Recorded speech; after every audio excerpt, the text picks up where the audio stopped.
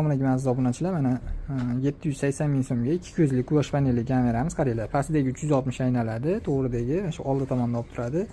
Ko'chak deylar, mana sensorlar chiqilari, plus pastdagi odam o'tganda avtomatik aynalashni boshlaydi akalar. Telefonlarni 360 ga ham aynatiraverasizlar. Xullas, kameramiz akula kamera bu. Hop, ko'rib turganlaringiz, mana chekkasidagi mana LED chiroqlari ham yonadi. Mana chiroqlari ham yonadi, mana chirog'i ham yonadi, bunisi ham yonadi. Ko'chakka qo'shimcha. Kameramiz o'ta yoqimtoy, akula kamera, ko'rib turganlaringdek. Ichida batareykasi ham bor buni. Plus mana quyosh paneli.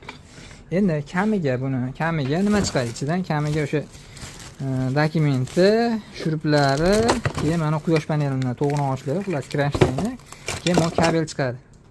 Bu degani bitta quyosh panel emas.